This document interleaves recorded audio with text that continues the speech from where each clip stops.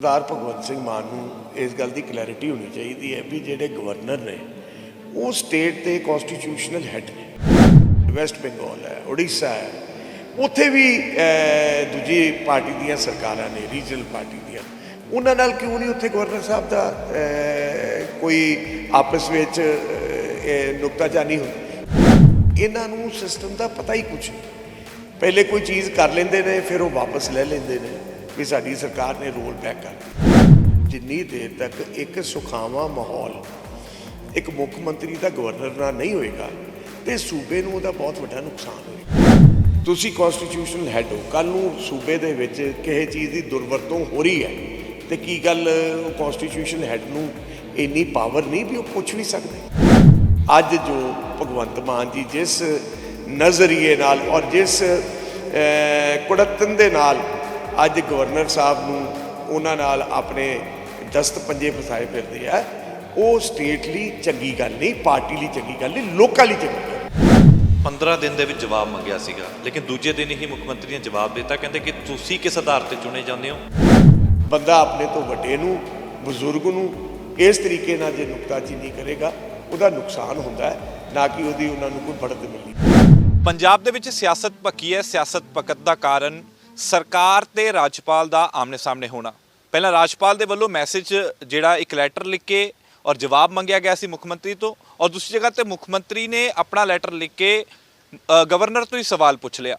ਇਹ ਕਈ ਤਮਾਮ ਜਿਹੜੇ ਸਵਾਲਾਂ ਦੇ ਘੇਰੇ ਦੇ ਵਿੱਚ ਸਰਕਾਰ ਵੀ ਆ ਗਈ ਔਰ ਰਾਜਪਾਲ ਵੀ ਆ ਗਿਆ, ਲੇਕਿਨ ਇਸ ਨੂੰ ਲੈ ਕੇ ਸਿਆਸਤ ਵੀ ਪੱਕੀ ਹੈ। ਖਾਸ ਤੌਰ ਤੇ ਇਹ ਸਵਾਲ ਬੀਜੇਪੀ ਆਗੂਆਂ ਤੋਂ ਵੀ ਹੋ ਰਹੇ ਨੇ ਕਿ ਆਗੂ ਜਿਹੜੇ ਪੰਜਾਬ ਨੂੰ ਰਿਪਰੈਜ਼ੈਂਟ ਕਰਦੇ ਨੇ ਉਹਨਾਂ ਦਾ ਸਟੈਂਡ ਕੀ ਹੈਗਾ ਇਸ ਚੀਜ਼ ਨੂੰ ਲੈ ਕੇ, ਕਿਉਂਕਿ ਇਹ ਕਿਹਾ ਜਾ ਰਿਹਾ ਹੈ ਕਿ ਅਧਿਕਾਰਾਂ ਦੇ ਉੱਪਰ ਜਿਹੜਾ ਹੱਕ ਜਮਾਉਣ ਦੀ ਕੋਸ਼ਿਸ਼ ਹੋ ਰਹੀ ਹੈ ਔਰ ਰਾਜ ਦੇ ਵਿੱਚ ਦਖਲ ਅੰਦਾਜ਼ੀ ਜਿਹੜੀ ਹੈ ਉਹ ਰਾਜਪਾਲ ਦੀ ਜ਼ਿਆਦਾ ਵੇਖਣ ਨੂੰ ਮਿਲ ਰਹੀ ਹੈ। ਭਾਰਤੀ ਜਨਤਾ ਪਾਰਟੀ ਤੋਂ ਫਤਿਹ ਜੰਗ ਬਾਜਵਾ ਮੇਰੇ ਨਾਲ ਮੌਜੂਦ ਨੇ। ਬਾਜਵਾ ਸਾਹਿਬ, ਇਸ ਨੂੰ ਕਿਸ ਤਰੀਕੇ ਨਾਲ ਦੇਖੋਗੇ ਦੀਵਾਰ ਪਲਟਵਾਰ ਜੋ ਗਵਰਨਰ ਤੇ ਮੁੱਖ ਮੰਤਰੀ ਦੇ ਵਿਚਾਲੇ ਚੱਲ ਰਿਹਾ?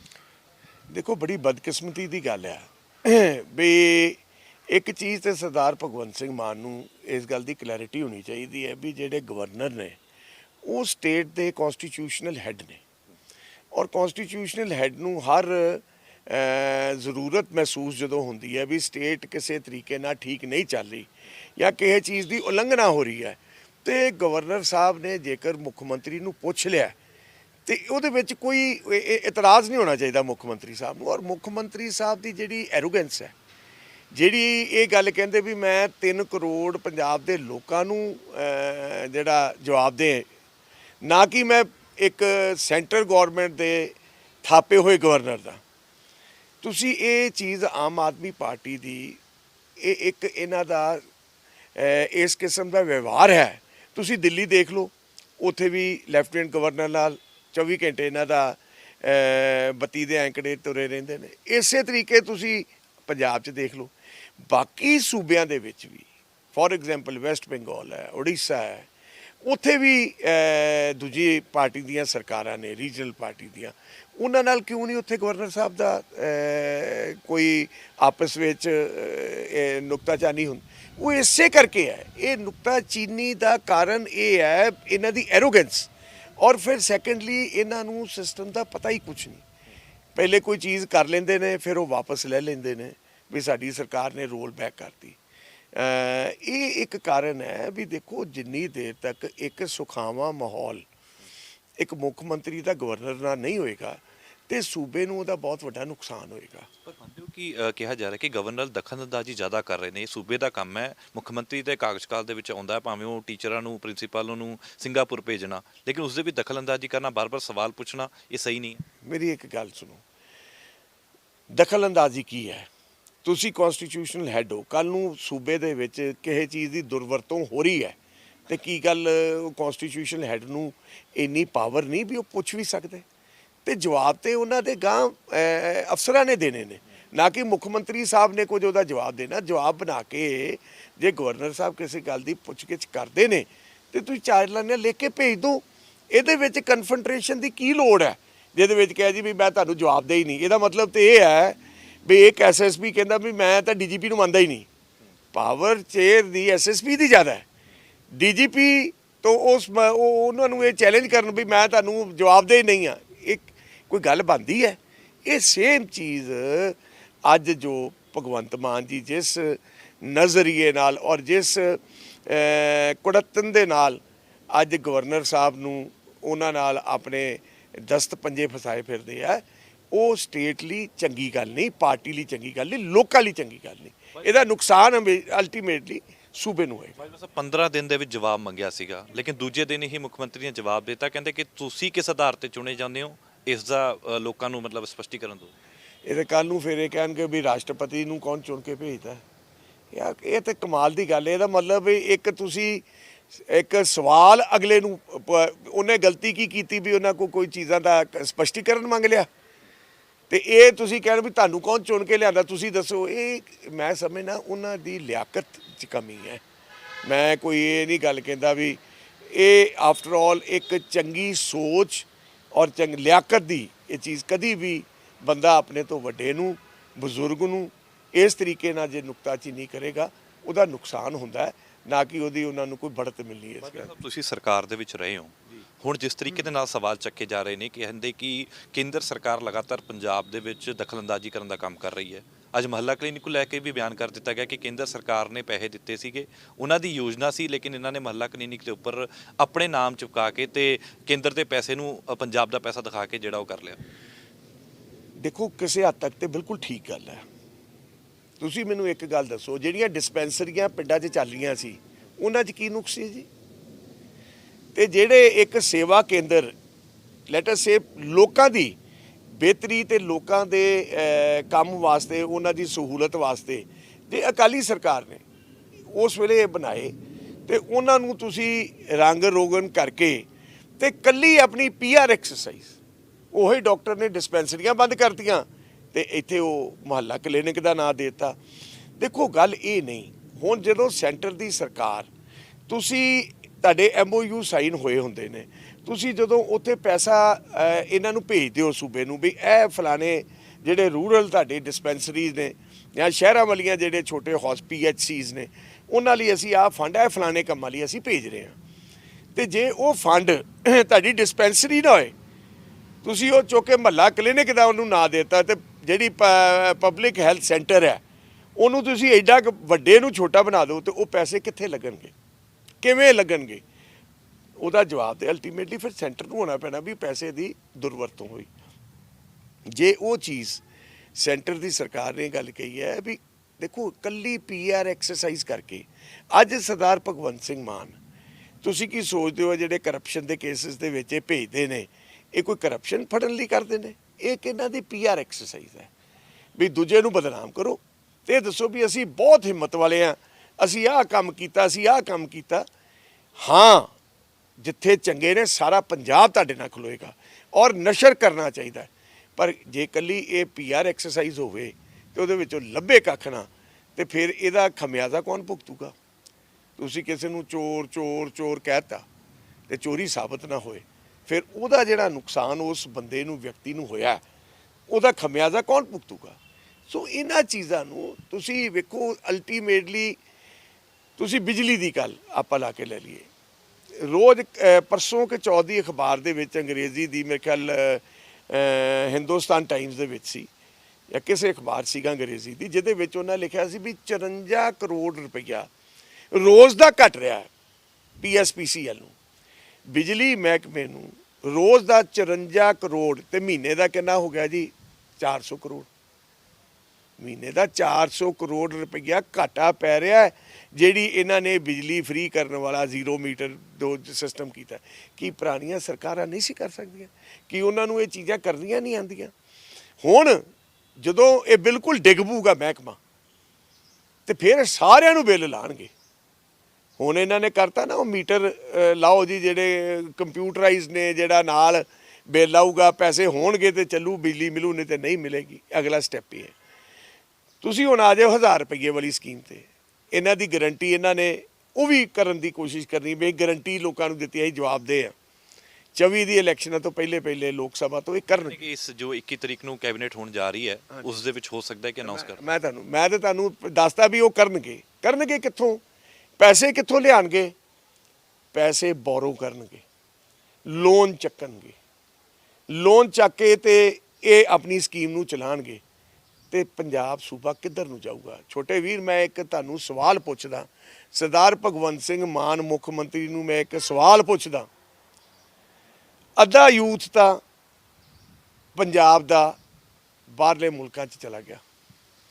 ਜਿਹਨੂੰ ਕਿਸੇ ਨੂੰ ਮੌਕਾ ਮਿਲਦਾ ਹੈ ਪਹਿਲੀ ਐਗਜ਼ਿਟ, ਅੱਜ ਕਿਸੇ ਨੂੰ ਪੁੱਛੋ ਕੀ ਕਰ ਰਹੇ ਹੋ, ਆਈਲੈਟ ਕਰਕੇ ਬਾਹਰ ਜਾ ਰਹੇ ਹਾਂ ਜੀ। 90% ਲੋਕਾਂ ਦਾ, ਮੈਂ ਕਿਹਾ 100% ਹੀ ਹੋਣਾ, ਮੈਂ ਫਿਰ ਵੀ 10% ਲਾ ਲੈਣਾ ਵੀ ਸ਼ਾਇਦ ਕੋਈ ਕਹਿੰਦੇ ਹੁਣ ਵੀ ਇੱਥੇ ਰਹਿਣਾ। ਜਿਹੜਾ ਹੁਣ ਛੋਟਾ ਵਪਾਰੀ ਹੈ, ਛੋਟੇ ਵਪਾਰੀ ਨੂੰ ਵੀ ਇਹ ਸੋਚ ਲੱਗ ਗਈ ਵੀ ਇਹ ਜਿਹੜੇ ਸੂਬੇ ਵਿੱਚ ਸਾਡੀ ਜਿਹੜੀ ਵਪਾਰ ਨੂੰ ਅੱਗੇ ਨਹੀਂ ਵੱਧ ਸਕਦਾ, ਉਹ ਵੀ ਜਾਣਾ ਸ਼ੁਰੂ ਕਰ ਰਿਹਾ। ਰਹਿ ਕਿਹੜਾ ਜਾਊ ਪੰਜਾਬ ਦੇ ਵਿੱਚ? ਇਹ ਕਿਹੜੇ ਜਦੋਂ ਇਹਨਾਂ ਕੋਲ ਕੁਝ ਹੁੰਦਾ ਨਹੀਂ ਫਿਰ ਕਹਿ ਕੀ ਦਿੰਦੇ, ਪਿਛਲੀਆਂ ਸਰਕਾਰਾਂ ਨੇ ਜੋ ਕੀਤਾ ਸੀ ਨਾ ਉਹਨੂੰ ਅਸੀਂ ਸਾਫ਼ ਕਰਨ ਤੇ ਲੱਗੇ ਆ। ਓਏ ਯਾਰ, ਤੁਹਾਨੂੰ ਲੋਕਾਂ ਨੇ 92 ਸੀਟਾਂ ਦੇ ਕੇ ਜਿਤਾ ਕੇ ਭੇਜਿਆ, ਇੱਕ ਵਨ ਸਾਈਡਡ ਤੁਹਾਨੂੰ ਮੈਂਡੇਟ ਦਿੱਤਾ ਹੈ। ਤੇ ਜੇ ਤੁਸੀਂ ਅੱਜ ਇਹ ਗੱਲ ਕਹੋਗੇ ਵੀ ਸਾਨੂੰ ਲੋਕਾਂ ਅਸੀਂ ਅਜੇ ਪਿਛਲਿਆਂ ਦਾ ਗੰਦ ਸਾਫ਼ ਕਰਨ ਡਿਆ, ਇਹ ਕੋਈ ਸਿਆਣੇ ਸਿਆਸਤਦਾਨ ਤੇ ਪੜ੍ਹੇ ਲਿਖੇ ਸਿਆਸਤਦਾਨ ਦੀ ਸਟੇਟਮੈਂਟ ਨਹੀਂ ਹੋ ਸਕਦੀ। ਰਾਜਪਾਲ ਤੇ ਇੱਕ ਵਾਰ ਫਿਰ ਤੋਂ ਆਉਣਾ, ਤੁਹਾਡੇ ਇਲਾਕਿਆਂ ਦੇ ਵਿੱਚ ਵੀ ਜਾਂਦੇ ਨੇ, ਜਿੱਥੋਂ ਮਾਝੇ ਤੋਂ ਤੁਸੀਂ ਆਉਂਦੇ ਹੋ, ਆਸ-ਪਾਸ ਦੇ ਸਰਦੀ ਇਲਾਕਿਆਂ ਦੇ ਵਿੱਚ ਜਾਂਦੇ ਨੇ, ਨਾਲ ਚੀਫ ਸੈਕਟਰੀ ਬੈਠੇ ਹੁੰਦੇ, ਨਾਲ ਡੀਜੀਪੀ ਬੈਠੇ ਹੁੰਦੇ ਨੇ, ਉਹਨਾਂ ਸਾਹਮਣੇ ਬੈਠ ਕੇ ਬੋਲਦੇ ਨੇ ਕਿ ਖਾਲਿਸਤਾਨ ਮੂਵਮੈਂਟ ਵੱਧ ਰਹੀ ਹੈ, ਇਹਨੂੰ ਕੁਚਲ ਦੇਣਾ ਚਾਹੀਦਾ। ਕੱਲ ਅਮਿਤ ਸ਼ਾਹ ਵੀ ਬਿਆਨ ਦਿੰਦੇ ਨੇ ਕਿ ਖਾਲਿਸਤਾਨ ਮੂਵਮੈਂਟ ਸਾਡੀ ਪੰਜਾਬ ਸਰਕਾਰ ਦੇ ਨਾਲ ਤਾਲਮੇਲ ਚੱਲ ਰਿਹਾ, ਅਸੀਂ ਮੂਵਮੈਂਟ ਨੂੰ ਵਧਣ ਨਹੀਂ ਦੇਵਾਂਗੇ। ਤੁਸੀਂ ਕਿਵੇਂ ਵੇਖ ਰਹੇ ਹੋ ਪੰਜਾਬ ਦੇ ਵਿੱਚ ਖਾਲਿਸਤਾਨ ਮੂਵਮੈਂਟ ਉੱਪਰ ਆ ਰਹੀ ਹੈ? ਦੇਖੋ, ਇਹ ਚੀਜ਼ਾਂ ਤਾਂ ਸੈਂਟਰ ਦੀ ਸਰਕਾਰ ਜਾਂ ਉਹਨਾਂ ਦੀਆਂ ਇੰਟੈਲੀਜੈਂਸ ਏਜੰਸੀਜ਼ ਹੀ ਦੱਸ ਸਕਦੀਆਂ ਨੇ। ਮੈਂ ਇਸ ਬਾਰੇ ਇਸ 'ਤੇ ਕੋਈ ਟਿੱਪਣੀ ਨਹੀਂ ਕਰ ਸਕਦਾ ਕਿਉਂਕਿ ਮੈਨੂੰ ਇਸ ਬਾਰੇ ਨਹੀਂ ਪਤਾ। ਜੋ ਅੱਜ ਦੀ ਜੋ ਉਹਨਾਂ ਕੋਲ ਕੋਈ ਖਬਰ ਜਾਂ ਕੋਈ ਇਸ ਕਿਸਮ ਦੀ ਇਨਫੋਰਮੇਸ਼ਨ ਹੋਊਗੀ, ਇਹਦਾ ਜਵਾਬ ਤਾਂ ਉਹ ਦੇ ਸਕਦੇ ਆ।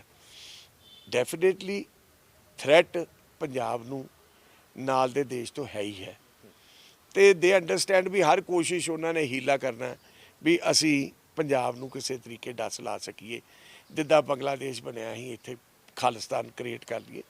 ਸੋ they are always in look ਵੀ ਸਾਨੂੰ ਕਿਤੇ ਨਾ ਕਿਤੇ ਕੋਈ ਨਾ ਕੋਈ ਨੌ ਫਸਲਾਂ ਨੂੰ ਕੋਈ ਜਗ੍ਹਾ ਮਿਲ ਜਾਏ। ਸੋ ਜੇ ਗੌਰਮੈਂਟ ਇਹ ਗੱਲ ਉੱਥੇ ਬਾਰਡਰ ਦੇ ਪਿੰਡਾਂ 'ਚ ਜਾ ਕੇ ਜਾਂ ਏਰੀਆ ਜਾ ਕੇ ਮੀਟਿੰਗਸ ਕਰ ਰਹੇ ਨੇ, ਲੋਕਾਂ ਨੂੰ ਇਸ ਚੀਜ਼ ਦੇ ਉੱਤੇ ਐਡੂਕੇਟ ਕਰ ਰਹੇ ਨੇ, ਤੇ ਕੋਈ ਮਾੜੀ ਗੱਲ ਨਹੀਂ। ਕੋਈ ਸਰਕਾਰ ਦੇ ਖਿਲਾਫ ਤੇ ਕੋਈ ਗੱਲ ਹੀ ਨਹੀਂ ਹੋ ਰਹੀ। ਗੱਲ ਤਾਂ ਸਿਰਫ ਇਹ ਹੈ ਵੀ ਲੋਕਾਂ ਨੂੰ ਅਗਰਾਹ ਕੀਤਾ ਜਾ ਰਿਹਾ, ਉਹਨਾਂ ਨੂੰ ਦੱਸਿਆ ਜਾ ਰਿਹਾ ਵੀ ਇਹ ਤੋਂ ਬਚ ਕੇ ਰਹੋ।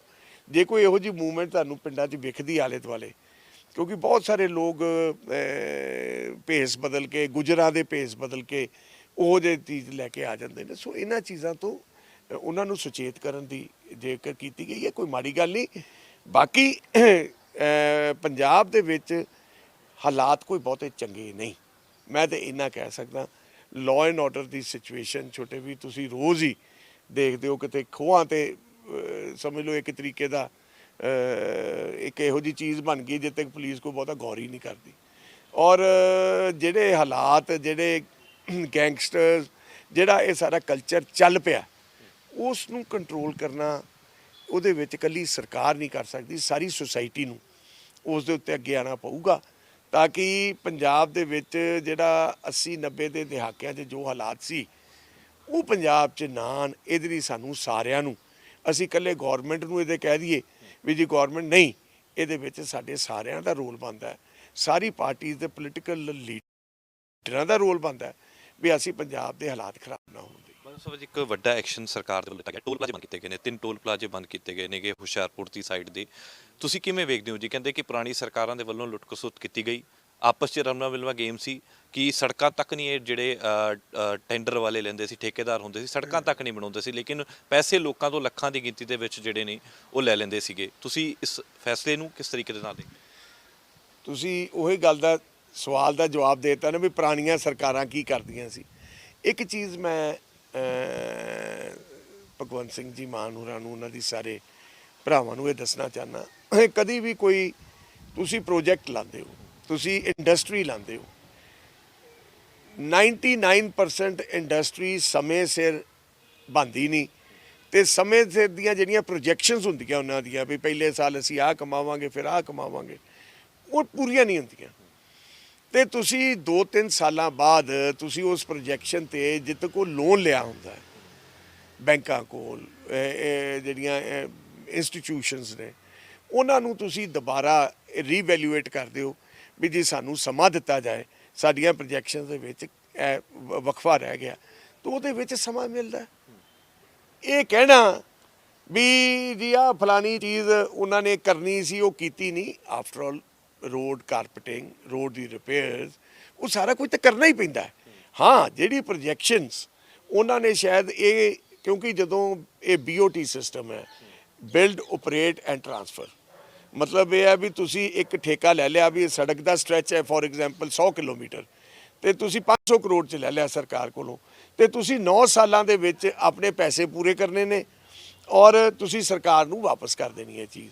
ਕਈ ਵਾਰ ਉਹ ਪ੍ਰੋਜੈਕਸ਼ਨਸ ਦੇ ਵਿੱਚ ਟਾਈਮ ਦੀ ਅੱਗਾ ਪਿੱਛਾ ਵੀ ਹੋ ਜਾਂਦਾ, ਤਾਂ ਉਹਦੇ ਵਿੱਚ ਕਾਹਦੀ ਲੋਟ ਬਾਰ-ਬਾਰ ਸਮਾਂ ਲਿੱਤਾ ਜਾ ਰਿਹਾ ਸੀ ਲੇਕਿਨ ਉਹ ਕੰਮ ਕੀਤਾ ਨਹੀਂ ਗਿਆ। ਲਿੱਤਾ ਗਿਆ, ਲਿਖਤ 'ਚ ਵੀ ਇਹ ਦਿਖਾਇਆ, ਜੋ ਉਹਨਾਂ ਨੇ ਸਾਰੇ ਡੇਟਸ ਵੀ ਦਿਖਾਏ ਕਿ ਇੰਨੇ ਸਾਲ ਦੇ ਵਿੱਚ ਇਹ ਹੋਇਆ ਸੀ, ਉਸ ਤੋਂ ਬਾਅਦ ਇਸ ਆਧਾਰ ਤੇ ਇਹਨਾਂ ਨੇ ਫਿਰ ਰੀਨਿਊ ਕਰਾਇਆ ਲੇਕਿਨ ਉਹ ਕੰਮ ਫਿਰ ਵੀ ਨਹੀਂ ਕੀਤਾ। ਦੇਖੋ ਜਿਹੜੀ ਇਹ ਗੱਲ ਹੈ ਨਾ, ਜਾਂ ਤੇ ਚੀਫ ਮਿਨਿਸਟਰ ਸਾਹਿਬ ਪ੍ਰੂਵ ਕਰ, ਜਦੋਂ ਤੁਸੀਂ ਕਿਸੇ ਤੇ ਇਲਜ਼ਾਮ ਲਾਉਂਦੇ ਹੋ, ਜਦੋਂ ਤੁਸੀਂ ਐ ਉਂਗਲ ਕਰਦੇ ਹੋ ਨਾ, ਤਾਂ ਉਹ ਇਹ ਯਾਦ ਰੱਖੋ ਵੀ 3-4 ਉਂਗਲਾਂ ਤੁਹਾਡੇ ਵੱਲ ਵੀ ਹੁੰਦੀਆਂ ਨੇ, ਜਾਂ ਤਾਂ ਇਹਦਾ ਪ੍ਰੂਫ ਕਰਨ ਵੀ ਦੀ ਉਹਦਾ ਫਾਇਦਾ ਵੰਡਿਆ ਜਾ ਰਿਹਾ ਸੀ, ਰੋਡ ਵਾਲੇ ਠੇਕੇਦਾਰ ਲੈਂਦਾ ਸੀ, ਪੋਲੀਟੀਸ਼ੀਅਨ ਲੈਂਦਾ ਸੀ, ਅਫਸਰ ਲੈਂਦਾ ਸੀ, ਜਾਂ ਤਾਂ ਪ੍ਰੂਫ ਕਰੋ, ਤੇ ਜਾਂ ਇਹ ਗੱਲ ਕਰਨੀ ਵਾਜਬ ਨਹੀਂ ਬਣਦੀ।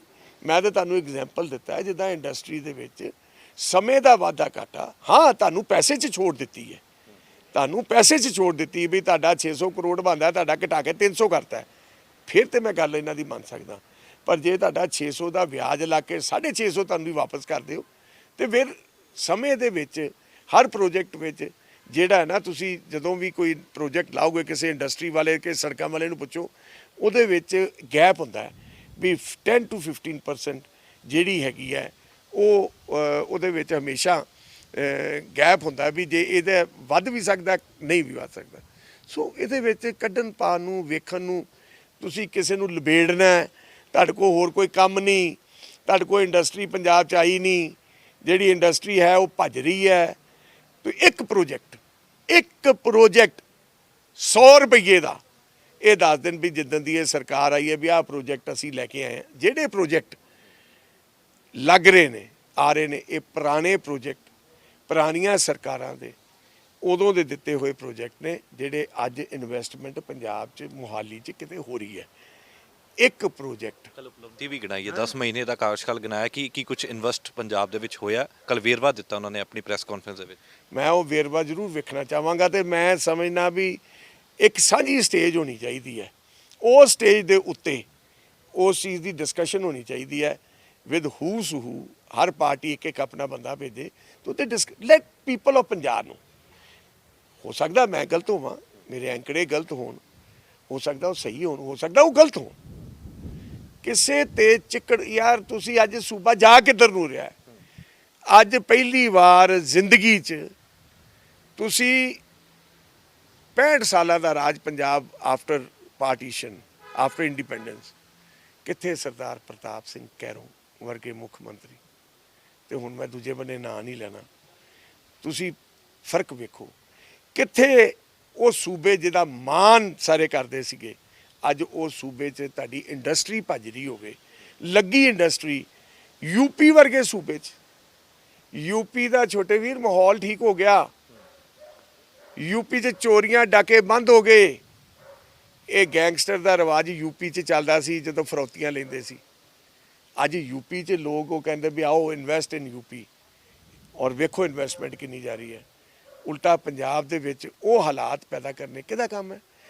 ਪਹਿਲੀ ਵਾਰ ਹੋਇਆ ਇਨ ਹਿਸਟਰੀ ਆਫ ਪੋਲਿਟਿਕਸ ਵੀ ਸਰਕਾਰ ਬਣੀ ਤੇ 3-4 ਮਹੀਨਿਆਂ ਵਿੱਚ ਬਾਈ ਇਲੈਕਸ਼ਨ ਆਉਂਦੀ ਹੈ, ਜਿਹੜੀ ਕਿ ਬਾਈ ਇਲੈਕਸ਼ਨ ਹਮੇਸ਼ਾ ਸਰਕਾਰ ਦੀ ਹੁੰਦੀ ਹੈ, ਪਤਾ ਹੁੰਦਾ ਵੀ ਯਾਰ ਇਹ ਤਾਂ ਸਰਕਾਰ ਨੇ ਜਿੱਤਣੀ ਹੈ, ਸਾਰਾ ਹਮਲਾ ਫੈਲਾ ਸਭ ਸਰਕਾਰ ਦੇ ਨਾਲ ਚੱਲਣਗੇ।